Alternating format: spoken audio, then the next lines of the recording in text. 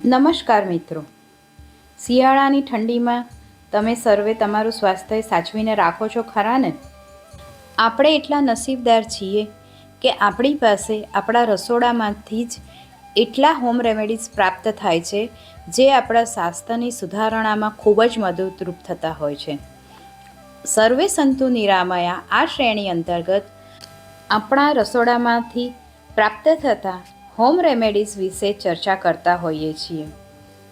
આપણી રસોઈ protein, carbohydrate, ચરબી, ફાઇબર્સ, વિટામિન્સ, સ્ટાર્ચ વગેરેથી ભરપૂર પ્રમાણમાં હોય છે.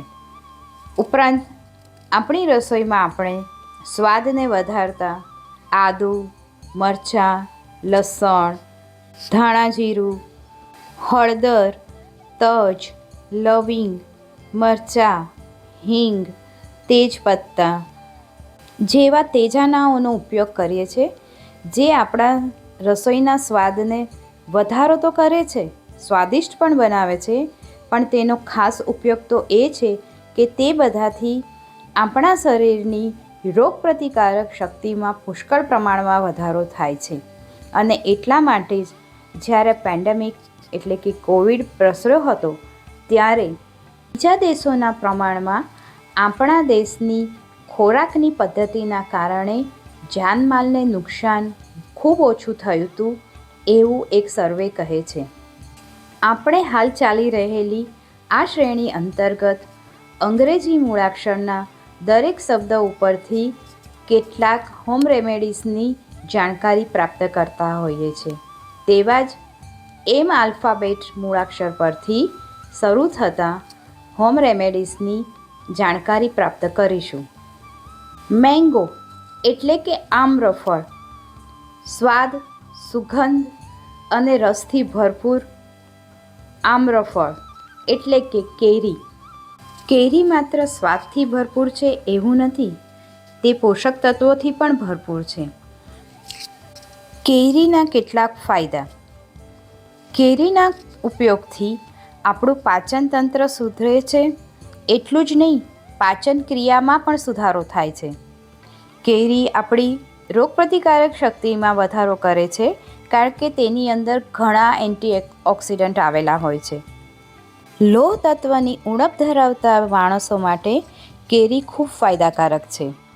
કેરીમાં બીટા કેરોટીન હોય છે જે આંખોનું તેજ વધારે છે. કેરી કોલેસ્ટ્રોલ લેવલને પણ કંટ્રોલમાં રાખે છે. તમારી ત્વચાની સંભાળ માટે કેરી ખૂબ ઉપયોગી છે. કેરીમાં ભરપૂર પ્રમાણમાં શર્કરા છે, તેથી ડાયાબિટીસના પેશન્ટે કેરીનો ઉપયોગ યોગ્ય પ્રમાણમાં કરવો જરૂરી છે. ઉપરાંત કેરીથી વજન પણ વધતું હોય છે, તેથી વજન નિયંત્રણ કરતા લોકોએ પણ કેરીનો ઉપયોગ યોગ્ય પ્રમાણમાં કરવો જરૂરી છે. કેરી સ્વાદ, સુગંધ અને પોષક તત્વોથી ભરપૂર હોવા છતાં કેરીનો વધુ પડતો ઉપયોગ ઘણી વખત ડાયેરિયા અને વોમિટિંગ કરી દેતું હોય છે, તેથી તેનો ઉપયોગ જરૂર પ્રમાણે જ કરવો જરૂરી છે. બીજું એક ઉપયોગી હોમ રેમેડીઝ છે મશરૂમ. ગ્રામ્ય ભાષામાં ઘણીવાર મશરૂમને બિલાડીનો ટોપ પણ કહેવામાં આવે છે. મશરૂમ એક પ્રકારની ફંગાઈ છે. મશરૂમને જાણીતું બનાવવામાં ફ્રેન્ચ લોકોનો ઘણો ફાળો છે, પરંતુ દુનિયામાં હાલના તબક્કે મશરૂમનો સલાડ, શાકભાજી તરીકે ઉપરાંત ઘણી બધી વાનગીઓમાં બહોળા પ્રમાણમાં કરવામાં આવે છે. ખાસ કરીને બટન મશરૂમનો ઉપયોગ વધુ પ્રમાણમાં કરવામાં આવે છે. મશરૂમના કેટલાક ફાયદા. મશરૂમ તમારા શરીરમાં કોલેસ્ટ્રોલનું પ્રમાણ ઘટાડે છે. તેમાં વિટામિન બી પુષ્કળ પ્રમાણમાં હોય શરીરને પુષ્કળ શક્તિ આપે છે. હાડકાને મજબૂત બનાવવામાં ઉપયોગી છે. મશરૂમ ડાયાબિટીસના પેશન્ટ માટે આદર્શ છે. મશરૂમ યાદશક્તિ અને રોગપ્રતિકારક શક્તિ વધારવામાં ખૂબ ઉપયોગી થાય છે. માનસિક બીમારીના જોખમને ઓછું કરવામાં મશરૂમ ખૂબ ઉપયોગી થાય છે. મશરૂમમાં પુષ્કળ પ્રમાણમાં એન્ટીઓક્સિડન્ટ હોય ત્વચાની સાર સંભાળ લેવામાં ખૂબ ઉપયોગી થાય છે. હવે આપણે મસ્ટર્ડ એટલે કે રાઈ વિશેની માહિતી પ્રાપ્ત કરીશું. થોડી તીખી અને તીવ્ર સુગંધ ધરાવતી રાઈ દુનિયાભરમાં ઉપયોગ કરવામાં આવે છે. પ્રાચીન સમયથી રાઈનો ઔષધીય ઉપયોગ પણ જાણીતો છે. રાઈ 2 પ્રકારની હોય છે. એક બ્રાઉન કલરની એટલે કે જેને સાદી રાઈ કહેવામાં આવે છે, અને બીજી પીળા રંગની જેને સરસવ પણ કહેવામાં આવે છે. રાઈનો સૌથી મહત્ત્વનો ઉપયોગ શ્વસન તંત્રને લગતા રોગોને દૂર કરવામાં થાય છે. રાઈના તેલનો એટલે કે સરસિયાનો ઉપયોગ શરીરને લગતા કોઈપણ પ્રકારના દુખાવાને દૂર કરવા માટે કરવામાં આવે છે. શરીરમાંના કોલેસ્ટ્રોલ લેવલને નિયંત્રણમાં રાખે છે. રાઈ કેટલાક કેન્સર સામે રક્ષણ આપે છે.